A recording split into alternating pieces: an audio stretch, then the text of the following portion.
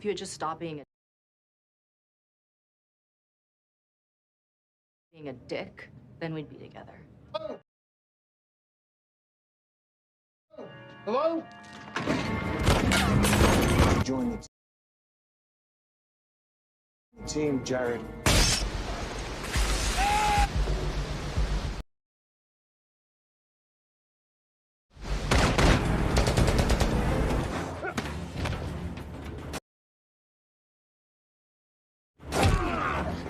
Now!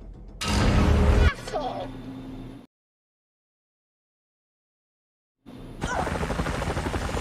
What you gonna do? Everybody got it!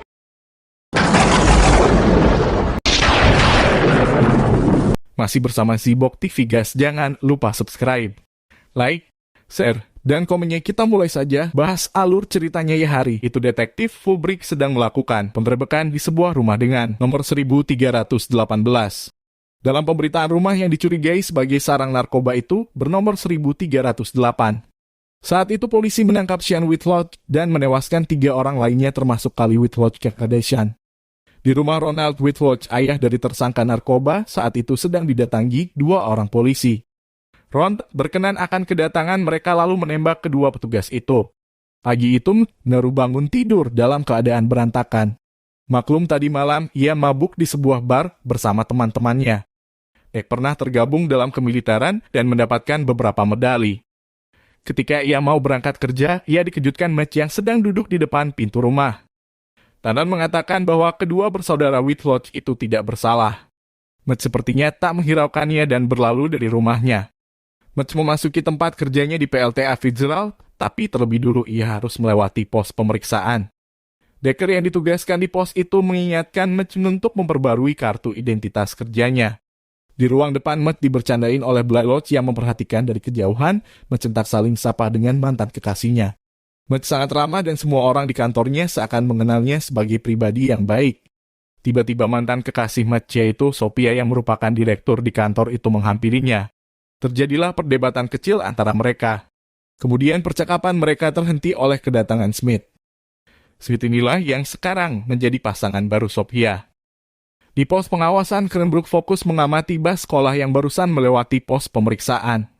Hari itu PLTA Fitzgerald kedatangan kunjungan murid-murid sekolah untuk keperluan pembelajaran mereka. Sophia berusaha menyambut kedatangan mereka semua. Decker yang di pos pemeriksaan kedatangan tamu tak diundang dan berusaha menghubungi Cranbrook. Tapi apa yang tengah terjadi, justru Cranbrook menembak rekan kerjanya sendiri di ruangan itu. Decker mencoba menahan laju mobil itu dengan tembakannya. Namun mobil itu malah mempercepat laju melewati pos pemeriksaan. Seseorang muncul dari mobil penyusup dengan bersenjatakan alat berat memberondong Decker dan temannya. Akhirnya para petugas pemeriksaan pun tewas seketika.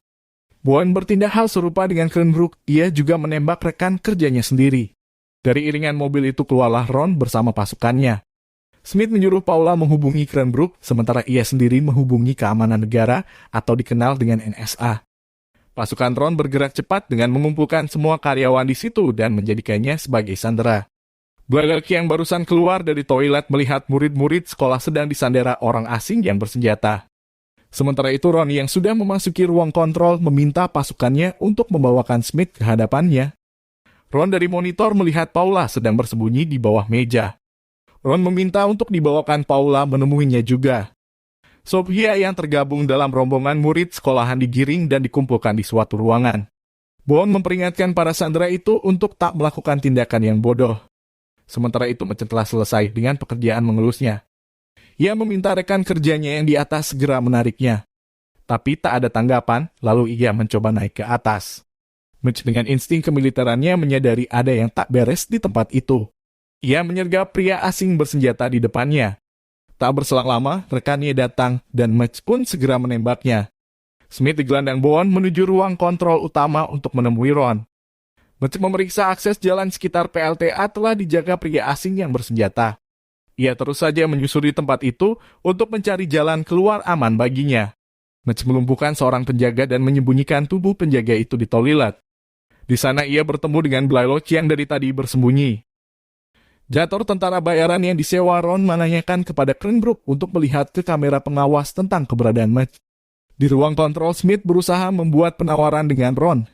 Tapi sepertinya Ron tak tertarik sama sekali. Bond meminta kepada Smith memasukkan kode akses membuka gerbang bendungan. Dengan terpaksa Smith membuka gerbang bendungan 3.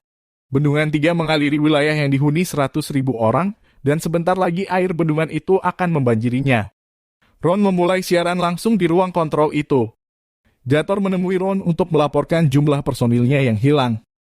Mendengar laporan itu, Ron memerintahkan untuk memburu Mitch secepatnya. Ron disibukkan menemui Paula karena akan punya sesuatu kejutan buatnya. Sementara di luar, Mitch dibantu Blightlock terlibat baku tembak dengan pasukan Ron. Mitch menuju sebuah perahu untuk bisa kabur dari tempat itu.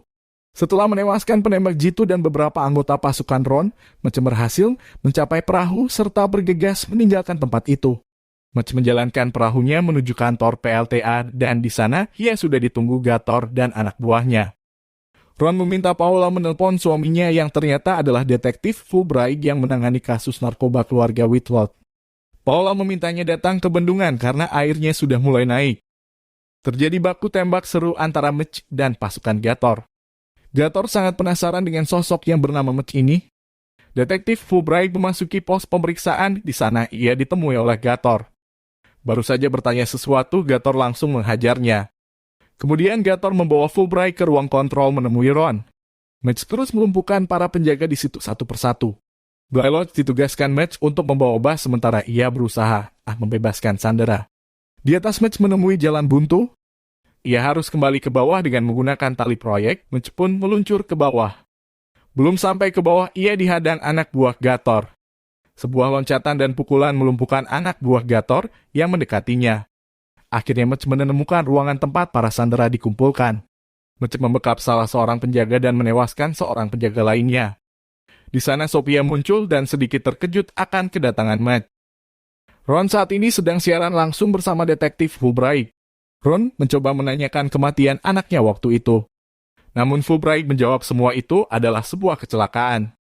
Atas jawaban yang dianggap Ron bohong, ia menembak kaki Fulbright. Kini Ron mencoba mendengarkan penjelasan Fulbright kembali. Kata Fulbright, waktu itu semua bermula dari kesalahan karena di rumah itu dihuni oleh dua keluarga. Ketika ia memasuki rumah Kyle Whitlock, di tangnya sudah memegang pistol yang terarah padanya. Menyadari hal itu adalah ancaman, Fulbright menembaknya. Atas peristiwa itu Fulbright meminta maaf pada Ron dan berjanji akan memenuhi segala keinginannya. Bagi Ron penjelasan itu tidaklah cukup, Ron segera mencabut pistol dan menembaknya hingga tewas. Smith berusaha mengingatkan Bond bahwa jalan pemikirannya salah. Bond hanya memikirkan masalah ini sebatas uang yang dibayarkan saja.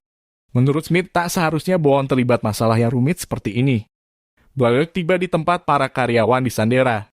Melihat kedatangan Blightlock, seorang rekan kerjanya mengalihkan penjaga dengan meminta izin ke toilet.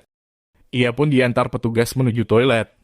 Blightlock segera mencari jalan memutar mendekati ruangan para sandera. Sekembalinya penjaga dari toilet, Blightlock dari jarak dekat menembak kepalanya. Blightlock segera memerintahkan para sandera keluar dari ruangan itu. Semua karyawan langsung menuju bus yang diparkir di luar gedung. Setelah semua naik, Blightlock menghubungi Mitch dan bergegas menuju titik penjemputan anak-anak sekolah. Mitch mengawal anak-anak sekolah menuju tempat penjemputan. Sesekali Mitch melumpuhkan seorang penjaga menghalanginya. Akhirnya semua sandera berhasil naik ke dalam bus. Blightlock pun mulai menjalankan busnya. Baru saja melangkahkan kaki beberapa meter dari arah samping, Bond menodongkan senjatanya ke arah Mitch. Kini kedua mantan pasukan Husu itu harus berhadapan. Beruntung Mitch menasihati Bond bahwa hal ini tak akan menguntungkannya secara pribadi bahkan tak berguna sama sekali buat negara. Bond kembali ke ruang kontrol dan berusaha meyakinkan Ron segera pergi dari tempat itu. Ron justru berpikir jika menghadirkan saksi satu lagi semuanya akan menjadi jelas. Gator langsung menemui Amy. Ia adalah saudara tiri detektif Rexter yang ikut dengan Fulbright saat itu. Nick dan Sophia memutuskan menuju ruang pengawas keamanan.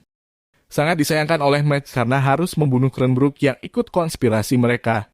Ron yang mulai kehilangan kesabaran menyuruh membuka lagi gerbang bendungan yang lainnya. Amy kini sudah dibawa dan duduk di hadapan Ron. Ron mencoba memahami apa yang Amy sampaikan. Ron menyukai Amy yang menilai bahwa anaknya adalah orang baik, tak pantas menerima hal itu. Amy juga menyalahkan saudara tirinya dan menilai ia salah satu polisi yang korup. Ron meminta Amy memanggil saudara tirinya untuk datang ke bendungan. Sementara di seberang detektif, Rextel masih menerima panggilan telepon orang lain. Bertepatan dengan itu, Blaylock menghentikan basnya di depan Rextel dan detektif Belsu. Mitch yang terus mencari akses aman menuju ruang kontrol kedapatan Gator. Gator meminta pertarungan kehormatan dengan tangan kosong. Saat serunya mereka berkelahi, anak buah Gator menembakinya dari atas. Di saat ada kesempatan, Mitch langsung melarikan diri dari perkelahian itu. Belum lama Mitch meninggalkan tempat itu, ia melihat penjaga lain sedang bermain game. Mitch langsung melumpuhkannya dan mengambil pistol dari pinggangnya. Belsu menghubungi Skip selaku kepala keamanan NSA untuk melaporkan kejadian yang terjadi di bendungan saat ini.